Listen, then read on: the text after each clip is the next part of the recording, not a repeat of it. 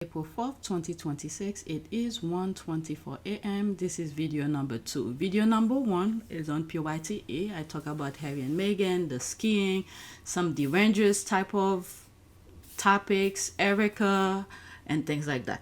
So later today, we're gonna go on vacation.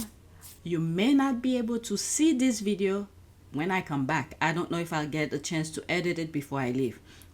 Okay, so let's go on X. We're gonna talk about a little bit of politics. I'm not gonna go too deep in each of those videos that I have to share with you, just the surface, whatever it is that they're talking about. If I have an opinion, I'll share my opinion. I'll try not to go in the comments because it will take me too long to go to share all of them with you.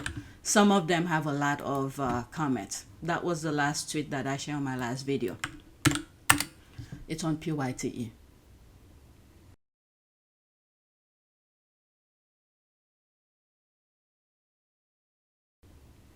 All right, so that's this here, and you could look more deeper into these topics. Okay, I don't know if local media is talking about it. Just keep in mind the same type of media that the UK has, where they lie to the people. The US is in full black. Well, let me take a step back. I do not watch mainstream medias. I do not have cable to watch them, and I do not watch local news. Majority of the thing that I watch, either YouTube or on Twitter and independent news outlet. So I don't know what mainstream media is talking about, but it seems like they are lying. Mainstream media is lying to the people. All right, so this is the first tweet. And by the way, I'm coming up with a cold. My oldest had it first, my husband, and then now my throat's starting to scratch. I don't hear my youngest have it yet, so I have to take some medicine with me on my trip. Anyway, first tweet. The Pentagon is desperately trying to cover up a massive insider trading scandal. A prominent CNBC journalist confirmed the Financial Times report about Pete's Hegseth is rock solid and warns there is much more to this corrupt story than Washington is admitting. I mean, what did you expect to happen? There come a time, before I play the video, especially me, when I saw, it's like step by step, it's like in slow motion. You see the thing is happening. It's not like they're hiding it. You see them doing it, and other people, majority of the population, don't get it. You see the collapse in slow motion and when you realize other people in power, people who has the ability, the position to put a stop to it, they're not doing it. You just have to brace yourself. And there it is. When it happened, you just brace yourself. You have to come to that mindset where, okay, if nobody wants to do anything about it, might as well let it be destroyed. As a matter of fact, what is it? I think last week, I sold some of my highest stock that's worth more, because it was very high couple months ago, and then I saw the decline. So I went over all of my highest stock that's worth more. I sold all of them. I'm just gonna wait and see and see how things happen instead of lose. I could be in regret later saying, oh, I should hold it, or I could be miserable and say, oh my God, I lost everything. So I just didn't like the way the market was going. I just sold my most expensive stocks, and the cheapest I leave it just in case, if I'm lucky, I'm lucky. But anyway, let's listen to this. government. Pre-war investments in massive U.S. defense contractors. Well, a spokesperson for Hegseth says the allegation is entirely false and fabricated, and that neither Hegseth nor his representatives approached BlackRock about any such investment. The Financial Times story was reported primarily by Paul Murphy, the news organization's investigations editor, and a journalist for CNBC Europe who has worked in the past with Murphy responded to the Hegseth denials with this. Well, I can tell you the first byline on that story is Paul Murphy, who's the FT's investigations editor, someone who I've known and worked with. I first worked with him more than 30 years ago at the Daily Telegraph here in London. He is one of the best journalists I have ever worked with. And so I think there's probably more to this story than the White House and the US Secretary Defense Department is saying. Government. Pre-war investments in massive U.S. defense. It's playing over. All right, so people are talking, so let's leave that alone. Okay, next tweet. You guys could search more into it if you care. Next one. So there's this here. Iranian hacker claimed Kirk was an inside job. You know, I will believe an anonymous Iranian man over anybody in the United States government on how Charlie Kirk was killed. All right, it's almost 3 minutes. Let's listen. There's a story going around right now that the Iranian hackers that hacked Kash Patel's email also found evidence that our government murked Charlie Kirk with the exploding pen mic. This is what we've pieced together from the emails and other intelligence sources. Charlie Kirk was never shot with a bullet. He was accidentally decapitated by a piece of shrapnel from a miniature explosive planted inside his microphone. The device was supposed to blow out his chest cavity, but the explosive malfunctioned. Instead of detonating downward, it ripped upward and took his neck. That is why security immediately ripped every device off the stage. That is why the security camera behind Charlie was yanked from the wall on live feed. That is why they literally stole his body from the scene before the coroner could arrive. That is why Netanyahu went on television within minutes to say it wasn't Israel, before anyone had even asked. That is why the FBI took forever to find the killer. They had to rush manufacture evidence to match the lie. He also dropped a bombshell. FBI top brass, including Kash Patel and Dan Bongino, may have sacrificed American lives to cover up the crime of the century. The explosive itself was purchased in May 2025 from the Accurate Energetic Systems plant in Tennessee. There is a strong evidence suggesting the same device was tested at Fort Huachuca in the days leading up to the event. That's why there were shards of glass all over the floor of the van they hauled Charlie away in. That's why they poured several feet of concrete over the murder scene the same night.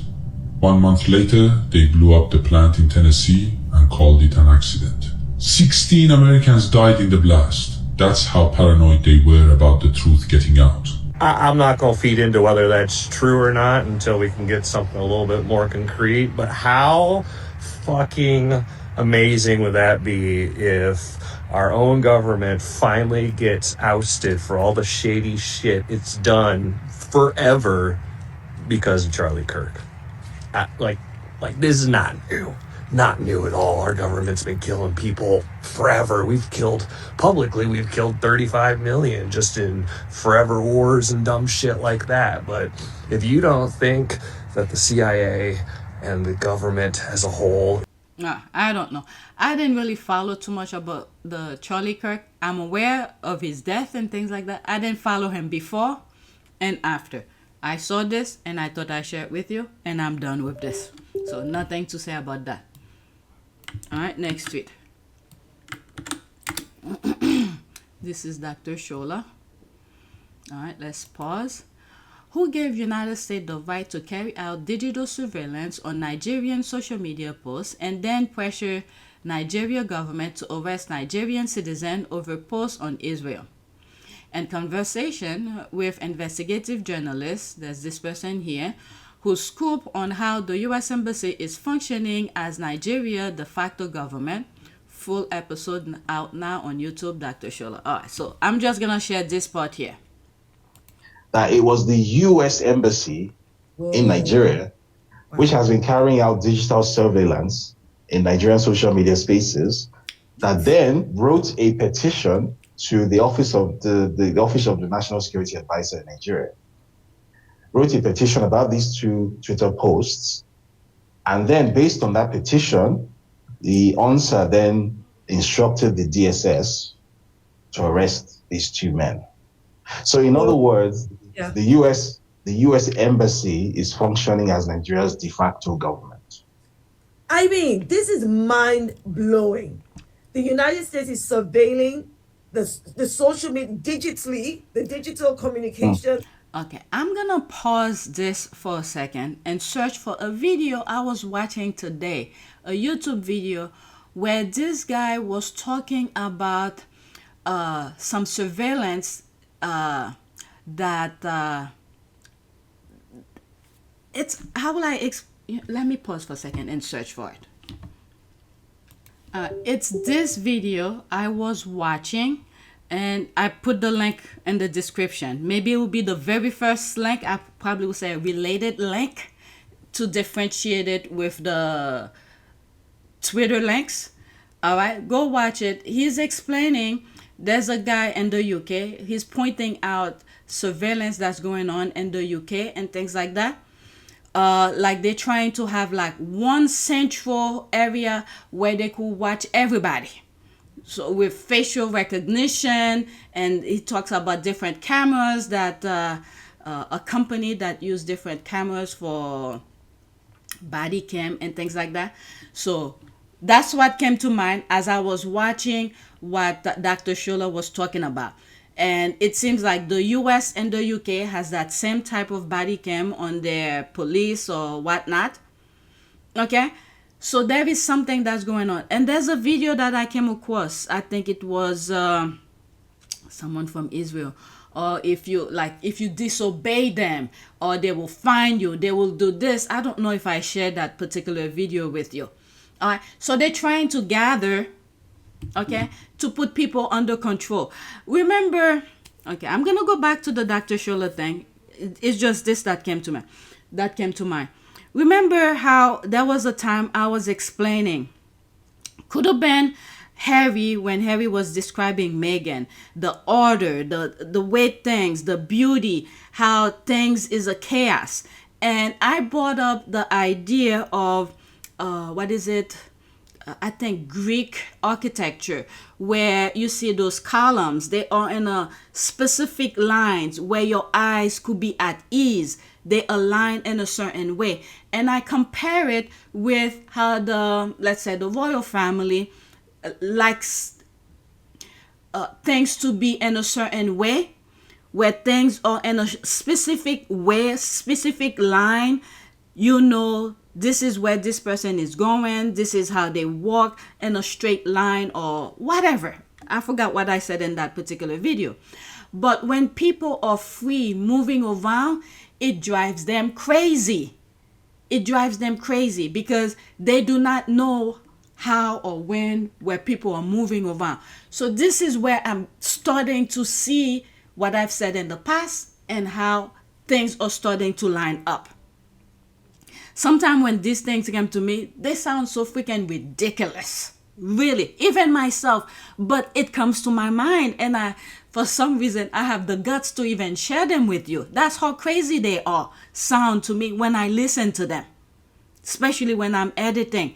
And I'm like, oh my God, this sounds crazy. But as I'm editing and I still believe in them, that's why they go out and you listen to them. Sometimes when they are completely out of this world, I'm talking about my thinking. When I bring up different things, I will put it only for my members. Like these videos, for instance. I put them for my members only because they sound ridiculous. But as time passes and I'm seeing things are happening, I'm like, they're not that crazy now. Okay? So this is the thing that I'm seeing here. They're trying to create one central area where these people, they are freaking paranoid. They're trying to be like godlike. They want to make sure to know where everybody's moving and things like that. If they don't like, if you have like a free will, you do things without their consent, this kind of thing, they eliminate you. So this is what they're trying to, or they start, well, they already start, but they're trying to put it in a way where they have one central area where they could keep an eye on everybody. Okay? So go watch that video. All right? So this creator content was talking about this creator content who was doing his analysis about video cameras and public spaces, facial recognition, and things like that. All right? So that's what came to mind as I was listening to Dr. Shola. Okay? So if you wanna, I'm not gonna rewind it. You wanna listen from the beginning and then skip to now, you could do that, but I'm just gonna continue. All right? So let's continue listening. Yeah. Of Nigerian citizens. Who the hell gave it that right? That authority? That leeway? That is the problem. That is the question. That is exactly, and that's why when a lot of people try to make this conversation about, well, you know, he's a terrible person, blah blah blah. You know, I'm like, that has nothing to do with it. Exactly. I don't care whether this guy eats children, right? The issue here is it is okay, let's walk that back a bit. I don't care whether he tweets about eating children, but the point is he is a citizen of what is supposed to be a sovereign country.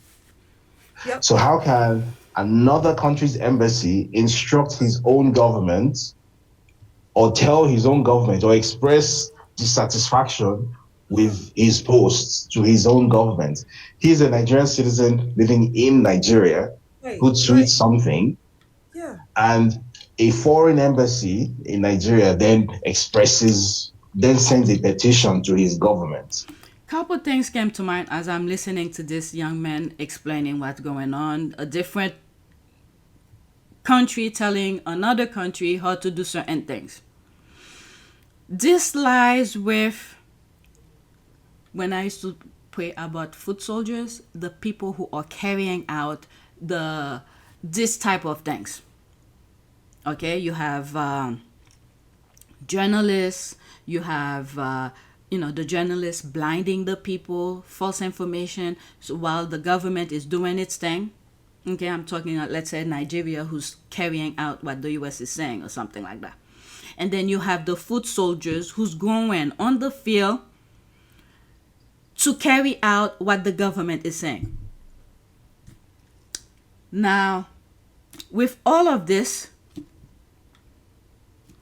this lies with also with the people. When they go vote, like all the thing that you see the US is doing, helping Israel carry out the atrocity and all of that. Unfortunately, I have to blame the people with that as well. The American people. Yes, we could differentiate the 92%ers. This is what's good with that 2024 election, where the numbers came out, where 92% of Black African American women voted the right way against the regime, and then the rest voted for their own destruction and things like that. And there was a video where I said the reason why we didn't have 100% African Americans or Black in particular to vote against Trump is because the remaining percentage are people from other countries who, I don't know what was going on in their head, like the Palestinians or the Somalis or something like that, who voted against their best interests.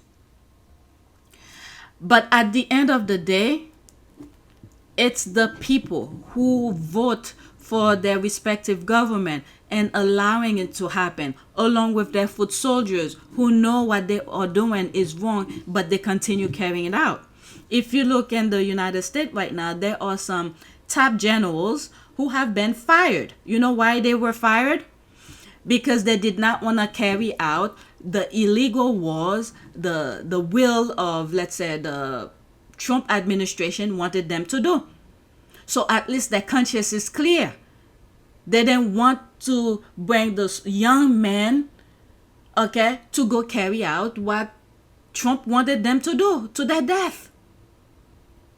So at the end of the day, you have to blame the people who voted for these people to be in office,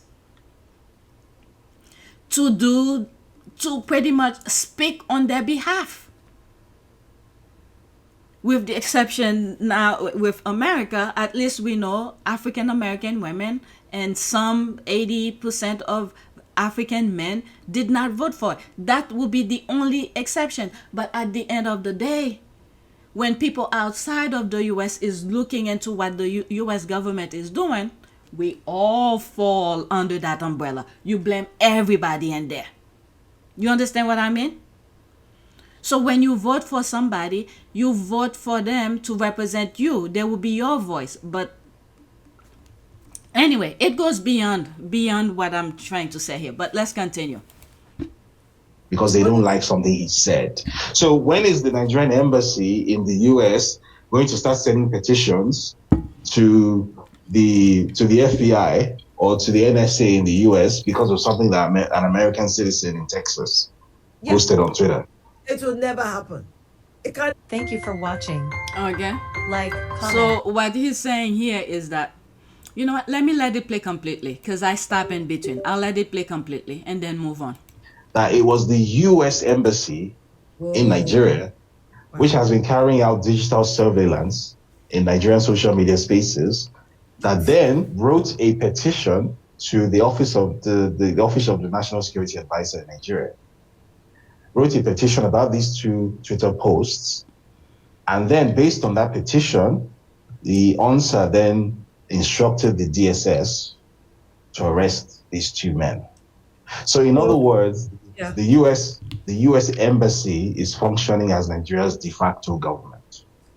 I mean, this is mind-blowing. The United States is surveilling the social media digitally, the digital communications of Nigerian citizens. Who the hell gave it that right?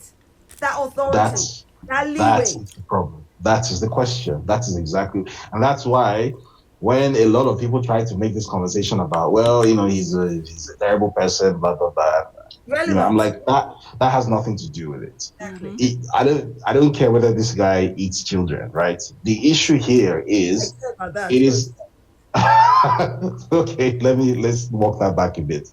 I don't care whether he tweets about eating children, but the point is he is a citizen of what is supposed to be a sovereign country. Yep. So how can another country's embassy instruct his own government or tell his own government or express dissatisfaction with his posts to his own government? He's a Nigerian citizen living in Nigeria who tweets something, and a foreign embassy in Nigeria then sends a petition to his government because they don't like something he said.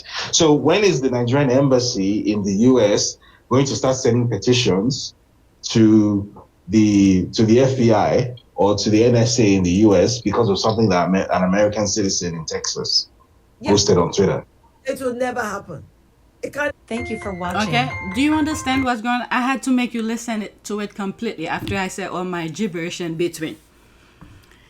So, embassy in Nigeria, US embassy in Nigeria, is monitoring their social media, Nigerian social media, and then a citizen of Nigeria who's living in Nigeria tweeted something. Now, the US embassy told the Nigerian government to arrest this Nigerian citizen because of something the Nigerian citizen said about whatever.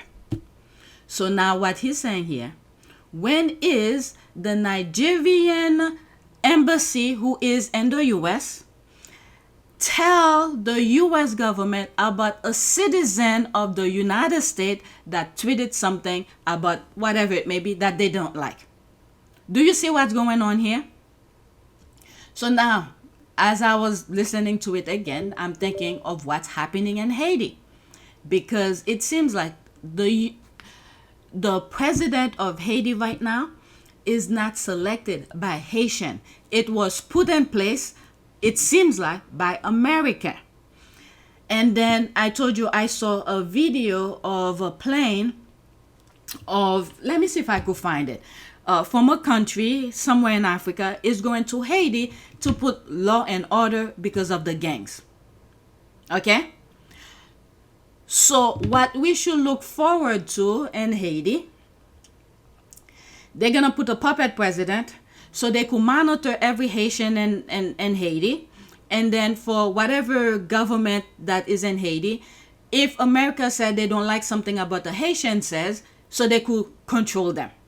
This is what lay ahead for Haiti. All right, let me pause if I could see that video. I didn't put it on the list. So I'm done with this, okay? I'm not gonna go in the comment. You could pause and read. Pause and read. Maybe there's more to it. Other people's writing about it. I don't know if this is the person that they arrest. Okay? Pause and read. Pause and read. So I'm gonna look for that video, okay? Okay. It took me almost an hour to find the video. I even forgot why I was searching for it. But the moment I was like, forget it, I'm wasting too much time because later on I'm gonna go away. Let me just stop looking. And then there it is. Okay? So I also saw this. It's CNN talking about gangs in Haiti. I put it on the Haiti's list along with this video as well, which is the one that I was searching for. All right, let me pause. Troop from Chad arrived in Haiti along with the new head of a UN-backed force tasked with helping Haitian law enforcement fight off gangs operating in the capital, Port-au-Prince. All right, so this is the video that I was searching for, where they're bringing African military from Chad. This one is from Chad to go fight gangs in Haiti. All right, so I don't know. When I do the video for Haiti, where this video will be in it, by then I probably will have more understanding of what's really going on. All right, so there they are here.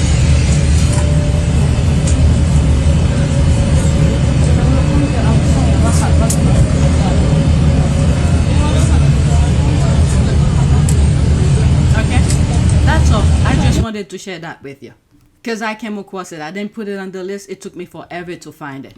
So this is it here. And then there's this CNN is talking about gangs that's happening in Haiti, the capital, Port-au-Prince. And I've shared with you other videos where different part of the country has nothing like that. I'm just wondering if, okay, they're manufacturing the gang thing. I don't know. I'm not there. I'm just thinking because the US wants to be part of everything, want control of Haiti. If this is a way to manufacture things so they could control Haiti. Okay?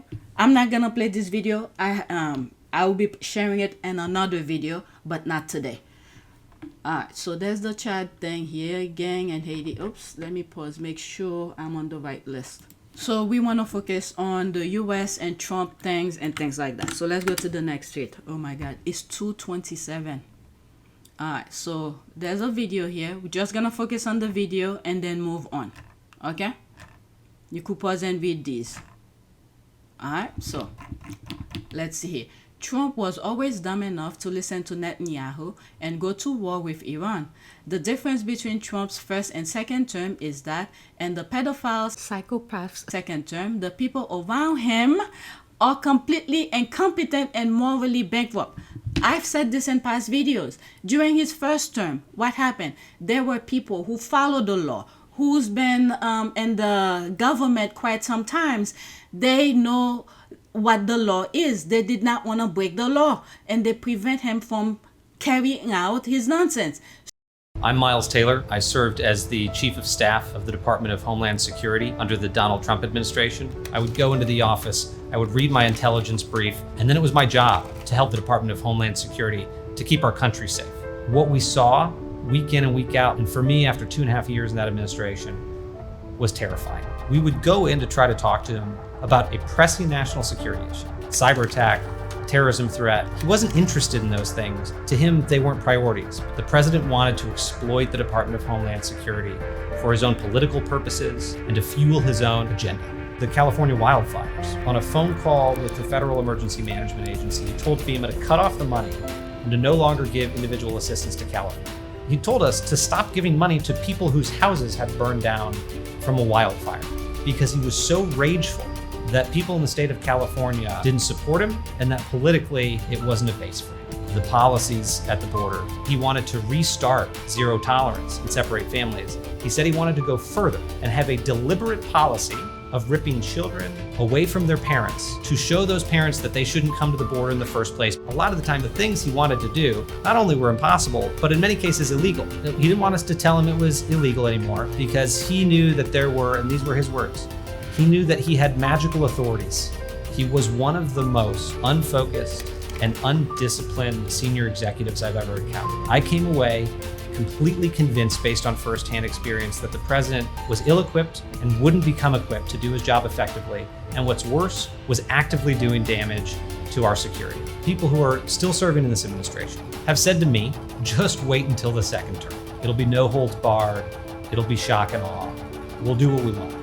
Given what I've experienced in the administration, I have to support Joe Biden for president. And even though I'm not a Democrat, even though I disagree on key issues, I'm confident that Joe Biden will protect the country. And I'm confident he won't make the same mistakes as this president. So, and the MAGAs give him a second chance. What did he do? He removed all competent people. He wanted the yes sir type of people to do his thing for him. So they learned from the first time and they give him full power, and he's doing this. So this is where we have to brace ourselves, and whatever happened, making the entire country look bad. So let's listen 55 seconds and then I move on. In all the years that I was in the CIA, literally every time an Israeli prime minister came to the United States, and they come all the time, regardless of who happened to be the president, whether it was Ronald Reagan all the way into Donald Trump's first term, every single Israeli prime minister would come and say, please bomb Iran, please bomb Iran, please bomb Iran. And every president would say, no, we're not going to bomb Iran, until this president. And the Israelis from 1986, the Israelis have been saying that the Iranians were 6 months away from a nuclear bomb. Just simply not true.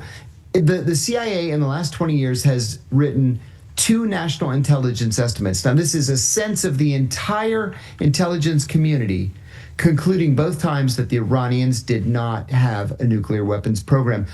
In all the years that I was in the CIA. So there's that. Let's move on. I'm not even in that kind of business to know all of this. I mean, any competent person, well-minded people, once you start seeing things, you could put one and one together. All right, this is the next tweet. ABC News confirms Iran used advanced passive infrared detection to shoot down the American F-15. Passive infrared detection does not emit radar signal. It cannot be detected or jammed by American electronic warfare system. It is invisible to the technology America has spent trillions building its air superiority over. All right, so let's listen. This is the thing where past military people keep on telling Congress, we do not need any more weapons. We do not need any more weapons. But Congress keep on saying, yes, we do. Yes, we do. Yes, we do. This is for this moment, this time. They wanted to use those weapons, and now they're incompetent in comparison to what Iran has. And this is the thing here. When you never seen someone fight before, you better be careful because you never know what you're going to get. All right? Let's continue. Colonel Gagnor, what does this mean for U.S. jet strikes and other aerial missions moving forward?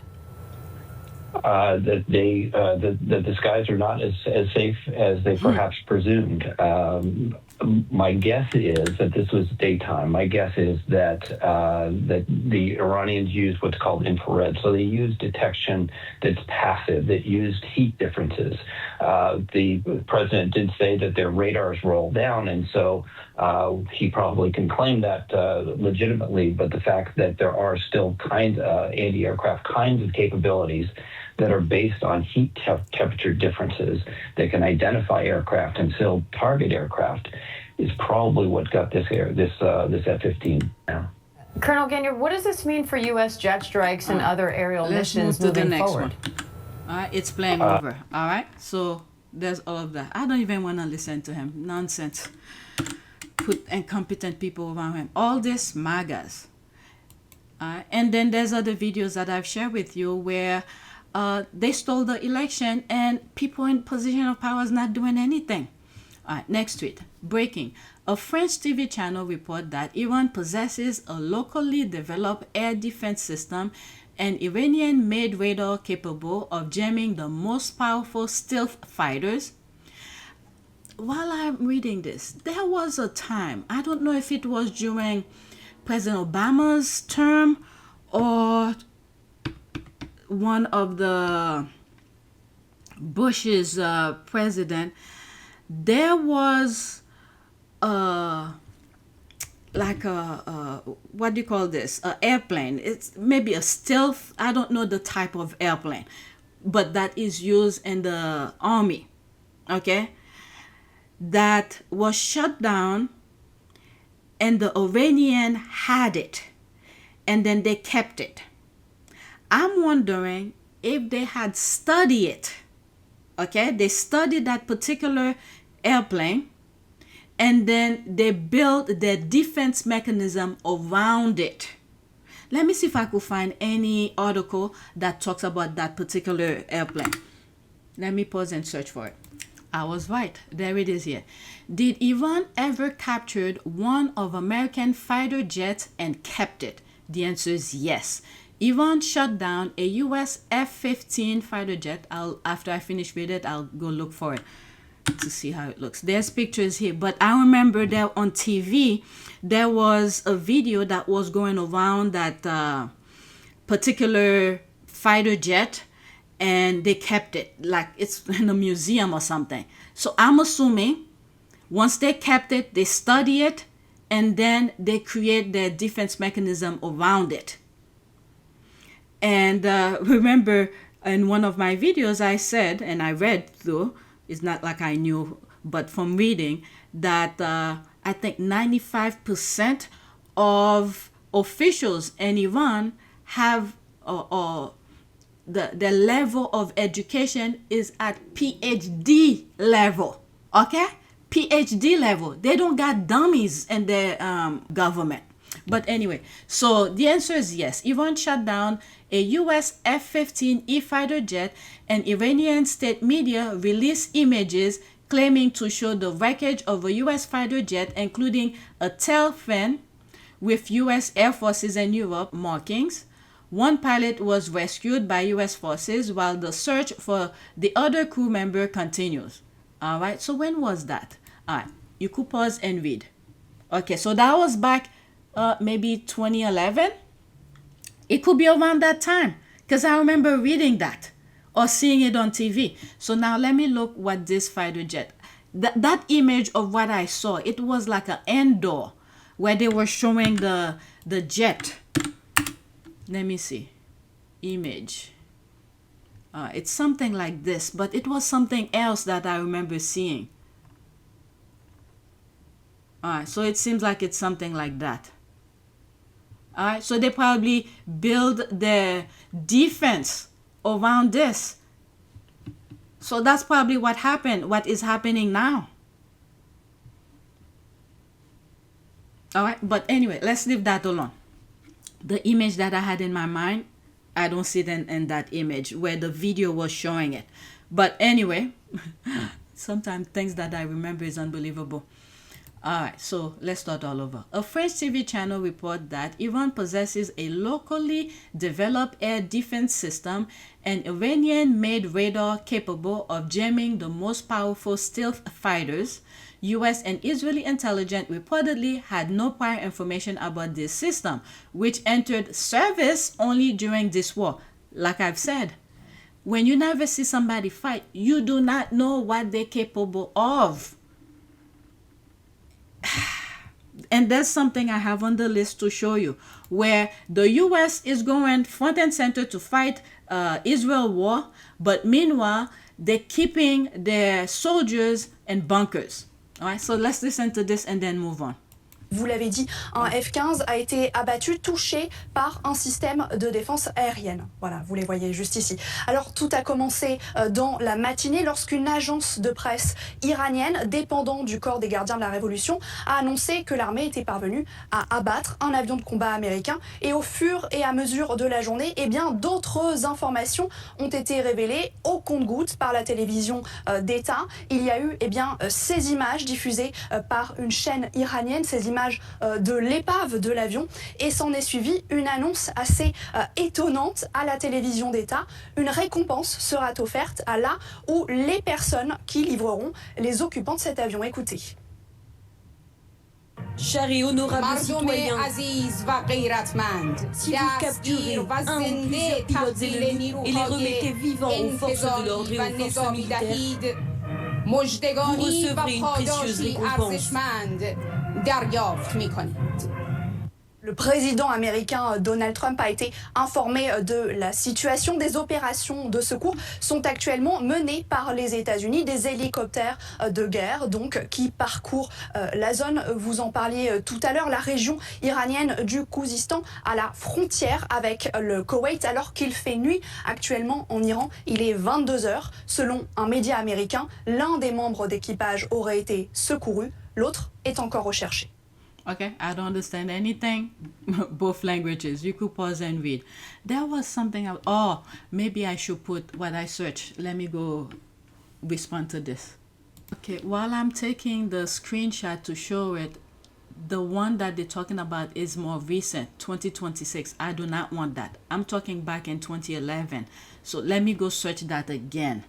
This is the one, Sentinel 2011. No wonder why, like I said, the image that I saw doesn't match the images that I'm seeing now. Let me go look for this. All right, where's my mouse? I can't see my mouse. What the hell? Okay, there it is. All right, the thing that I'm looking for, I cannot find it. So forget whatever I have shared already. All right, so where is the thing? All right, so let's go back to my list. I'm wasting too much time on this. Oh my God. I may not even edit the first video. For the next tweet. So let's listen to this. The precision lie is dead. Iran foreign minister brutally calls out the US and Israel with the most advanced military tech on earth. Dropping bombs on school is not an accident. It is deliberate and intentional war crime that demand global accountability. I am very upset. I agree with that statement, because the amount of atrocity that the U.S. and Israel is doing over in the Middle East, it's unimaginable. All the other countries don't shut their mouth.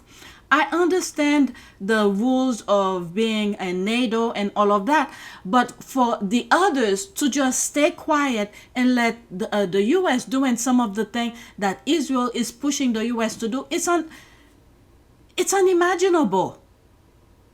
Oh my God. Let's listen to him and then move on. The American-Israeli aggressors, in their own assertions, possess the most advanced technologies and the highest precision military and data systems. No one can believe that the attack on this school was anything other than deliberate and intentional.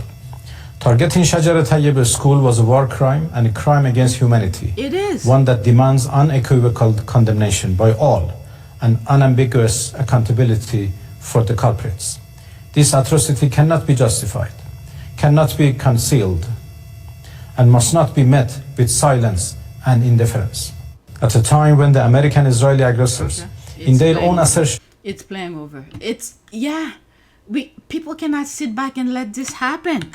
Can you imagine what they could do other places? Okay, so this is when the thing happened. But I don't want to focus on that, okay? Because I could go on and on. Okay. This guy, I don't fucking understand. I don't understand their mindset, their barbaric, their evil mindset. I don't understand. These people are not human to be thinking that way. The images that I'm seeing after Israel have voted to kill Palestinian, where is the rest of the world? I'm probably gonna fast forward this part because I took a long pause. For the rest of the world to stay quiet and let this happen, we better brace ourselves, because I think I'm already bracing myself for whatever the Lord has waiting for us, because this is unimaginable for people in position of power to just sit back and let what I see is happening and let it happen. Just brace yourself, because I find myself thinking, even though I'm not pushing for this to happen because I am part of this society, we do not deserve forgiveness to let this happen, because it is uncalled for. Uncalled for. People in position of power, they know. The thing is that they know, they see it, and they just sit back and let it happen. We have to brace ourselves for whatever God has planned for us. Because if you have, or if you are human, you have compassion, you have understanding, you could put yourself in somebody's shoes, and you just sit back and let these people do what I see is happening. Just brace yourself, and whatever awaits you, be prepared for it, because it's uncalled for. Uncalled for. All right. Okay, let me take a moment. This is the next tweet. Breaking. Ben Gvir threatens to murder everyone in Israeli Supreme Court. He says, quote, "Do not block the mass execution of Palestinian prisoners. The people of the Israel Supreme Court will be dealt with if it defends Palestinian human rights." What kind of monster is this? The Palestinians didn't do anything. This is their homeland. These people came and occupied their land, and then this is what they have awaits them. Now they're moving to South America. What's that country? What's this guy's name? Jesus Christ. What's the name of the country in South America? Now they're settling there. The government in that country is allowing them to stay. Be prepared. The example it's playing out for you right now. What the hell is the name of the country in South America? Argentina. Okay? The government in Argentina is allowing them to go and settle there. So Argentina, be ready, okay? Because these people, they do not want anybody else around them, only themselves. So be ready, and then they're gonna move up if we allow them to happen. And I'm not surprised by Argentina doing that, because they did the same thing for the Nazis. So this is what I've been saying from the beginning. What I saw these people are doing, they're not Jews. These are the behavior of the Nazis. So this is them. And they're going back to the same places that allow them, give them the escape to, shelters and stuff like that. So let's listen to this guy. I don't know if he's speaking in English or anything. אני אומר לך, בצורה הכי פשוטה והכי ברורה, החוק הזה הוא חוק היסטורי. א', הטענה, בג"ץ, מה יעשה? קודם כל, עובדה, בג"ץ לא הוציא אפילו צו ביניים נגד החוק. אבל אם בג"ץ, נגיד שבג"ץ יפסול, אז אני כמחוקק צריך לא לעשות כלום, לשבת מתחת לשמיכה, כי בג"ץ יעשה או לא יעשה, אז בואו נטפל בבג"ץ, במי שרוצה לפסול את זה. דבר שני, עוד טענה, זה לא חל על ערביי ישראל. זה נכון, זה לא חל על ערביי ישראל, אבל זה חל על 80% מהמפגעים שבאים מיהודה ושומרון. אז זה כמו יציאת מצרים, כל אלה שאומרים איפה הקישויים, איפה הפצלים, זוכרים פתאום את מצרים. אם לפני זה היה 0, לא הוציאו אף אחד להורג, ואם עכשיו אחרי החוק הזה יוציאו 80% להורג, ברוך השם, טוב מאוד. והטענה השלישית שהכי צחיקה אותי, החוק לא ברור לו, החוק ברור מאוד, מפורש מאוד, עונש חובה, נכון, יש נימוקים מיוחדים שאם יפעילו אותם אפשר לשלוח את המחבל למאסר עולם. מה לעשות? אתה בקואליציה, אתה באיזשהו סוג של משא ומתן. אני רציתי 100%, אחרים בקואליציה רצו 50%, 40%, 30%. אז הגענו לחוק של 80%. באמת, פעם אחת תפרגנו, אני אומר לחמוצים האלה, ותבינו שמה שאני עושה כאן 30 ו-40 שנה לא עשו. היו כל מיני מפלגות שדיברו חוק עונש מוות, חוק עונש מוות, אף אחד לא הביא את זה. Voilà ce qu'écrit Rima Hassan, j'avais sur... I don't understand a word he said, but the caption of this tells me enough. It's like the devil speaking here. At least they're coming out and show themselves. People, now they cannot hide that thing. They did their things from the time they went over there. Was it 1945 or whatever the year? What is it? The State of Israel. Was it 1940... after the war, maybe 48 or something like that. I don't know. I don't understand. These people are not human. Next tweet. All right, so there's more comment. Okay, I don't even want... Okay, maybe I'll share this because I have talked about when the war, around 2020, 2021, when they started to poke at the Palestinian, for the Palestinian to react, okay, for the Palestinian to react of their nonsense, but they didn't get that. So what they did, they go places, their storefront, destroying their things and things like that. This is the same thing. And I told you they were all in black. This is one of those. It's gonna be screenshot that they are coming and destroying their livestock and things like that. Okay, so there's cameras everywhere. Even the sheep. These people are evil. What the hell is wrong with these people? They beat the animals. Jesus Christ. Oh, all right. Let's go to the next. Jesus Christ. Next tweet. All right. So this is their soldiers now. Israeli soldiers are hiding inside shelters out of fear of Iranian missile. Their bravery only extends to children and women. 44 seconds. Okay, this is them here. They're sending their thug to beat women and children, but them, that they are here.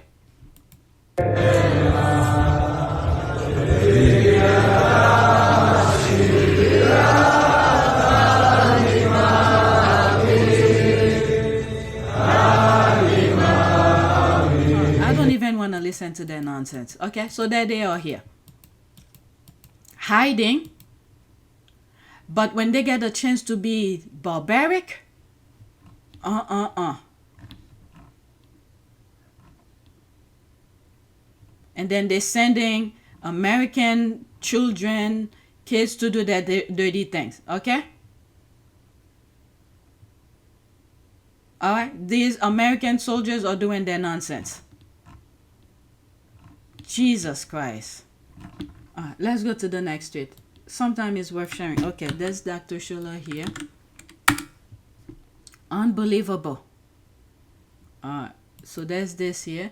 Minister, let me in. I'm a teacher of Israel. Minister, let me... Okay, so let's listen to this. 2 minutes and 4 seconds.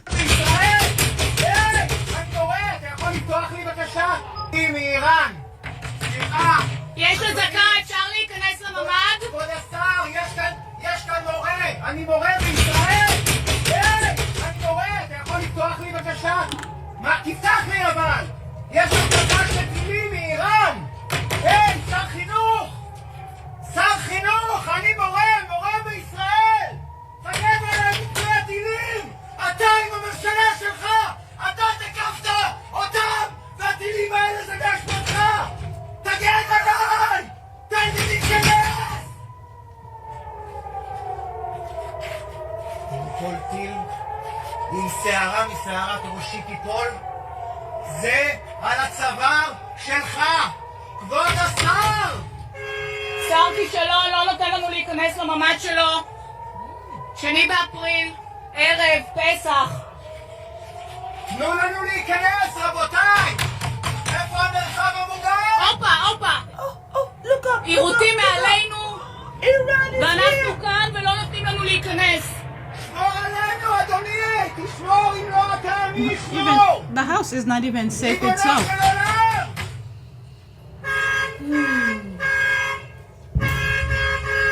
פיצוצים ברקע. מטורף. שומרים על השר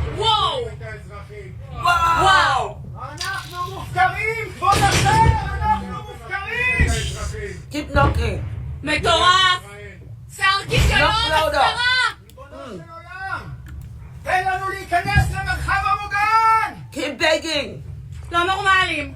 לא נורמלים! פיצוצים! יש פה פיצוצים! איזה הפקרה! Explosions, explosions. I don't understand a word what this. Whatever. Oh, there's another one here.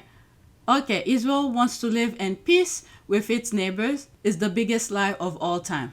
This is the West Bank. Alright? This is one of those type of things that I told you that were happening. I think this is a bit more recent, but this guy with his little shop, look what they did to his shop.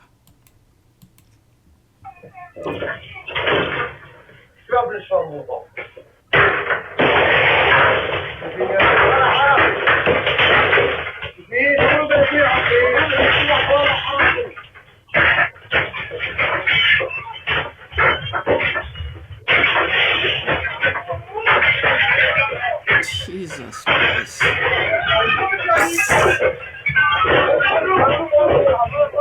To the devil. Just imagine you have your shop. You work hard for it. Oh God.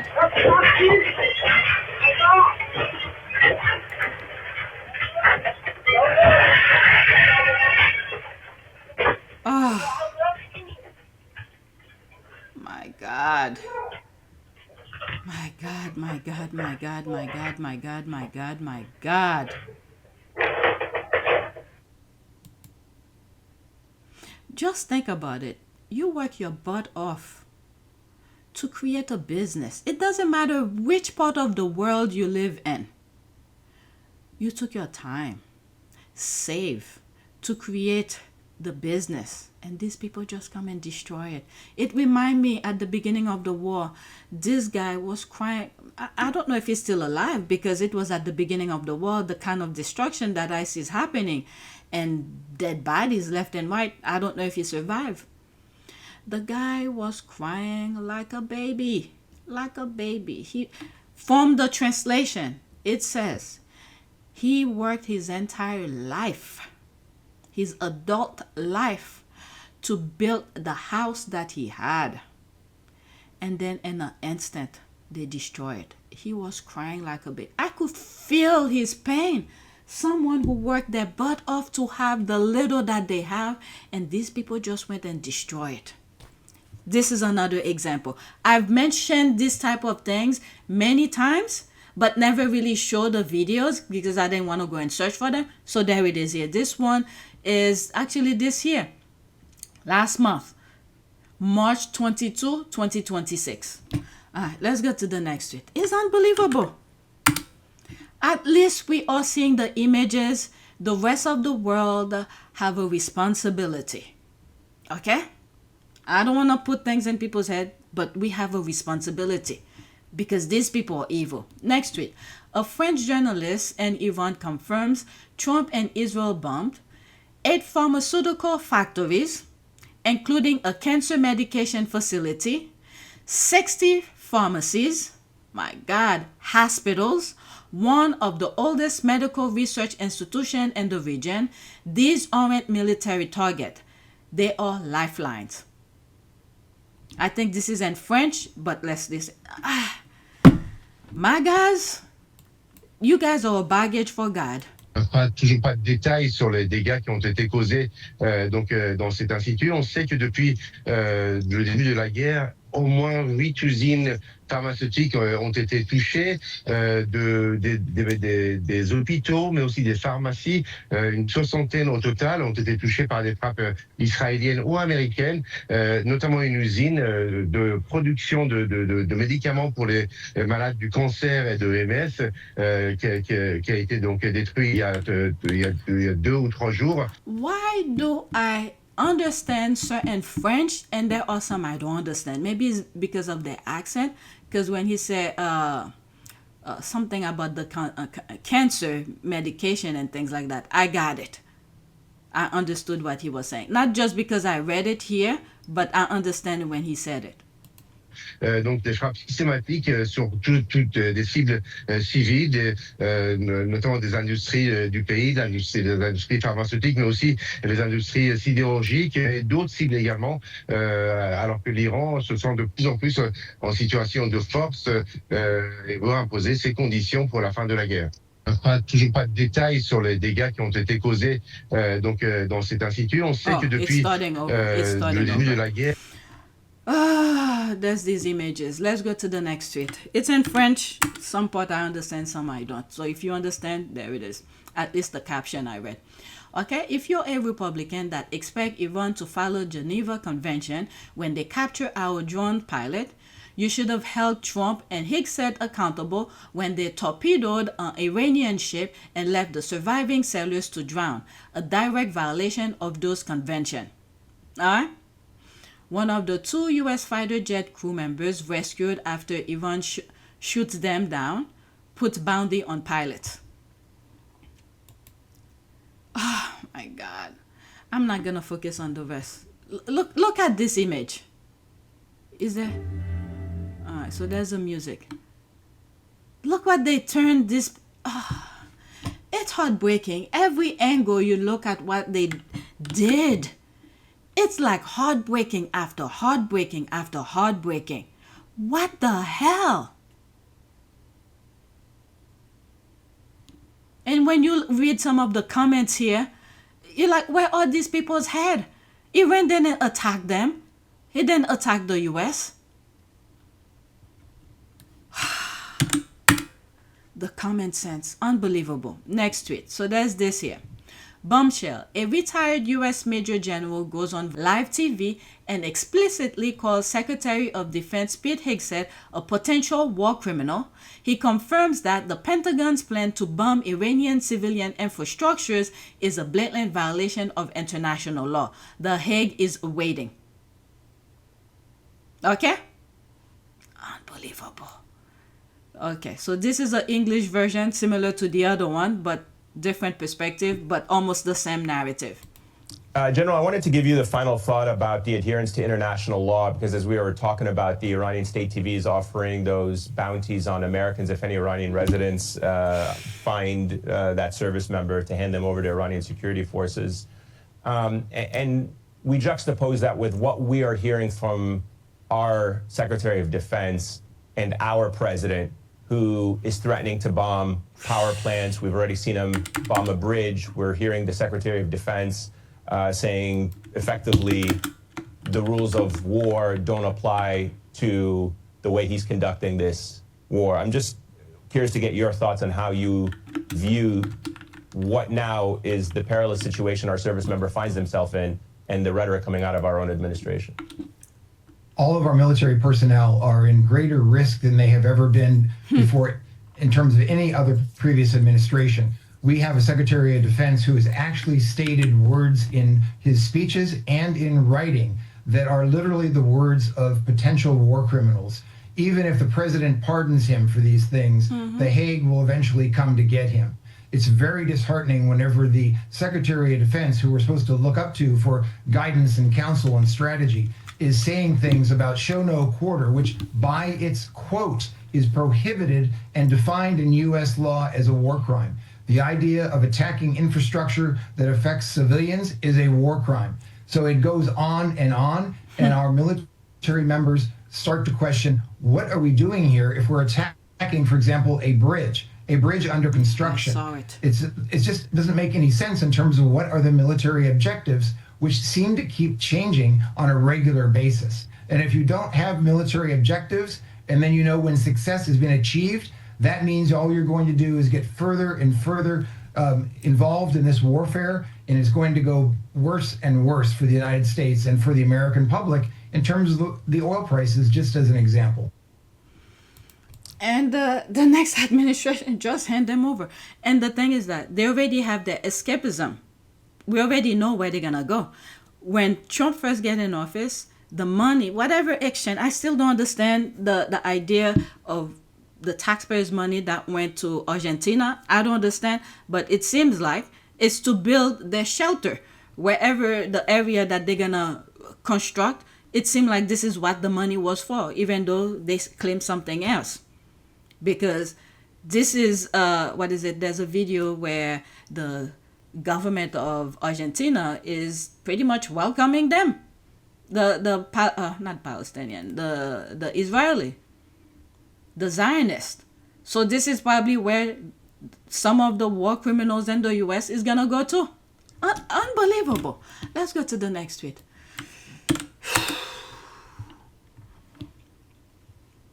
Okay, so there's this here. Let's pause.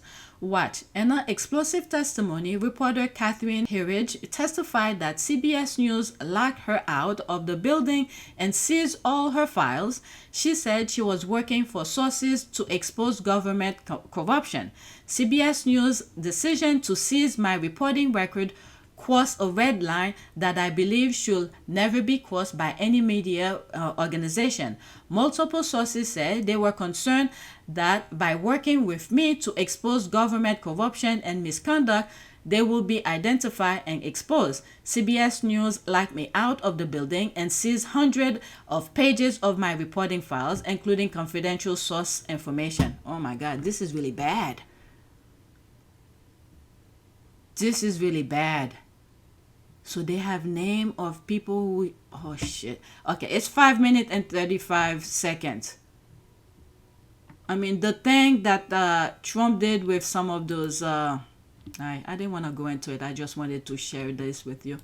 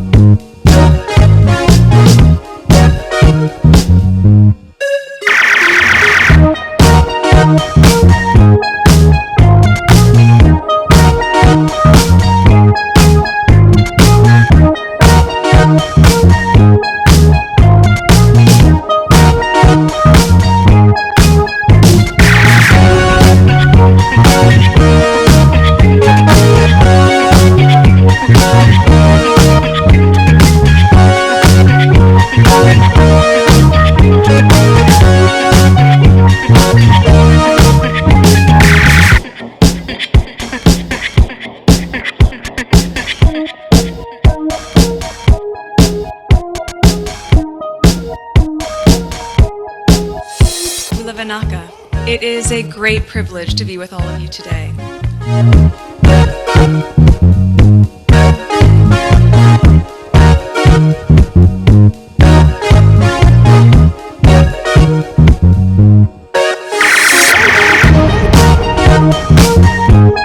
You know, we asked for forgiveness and please come back.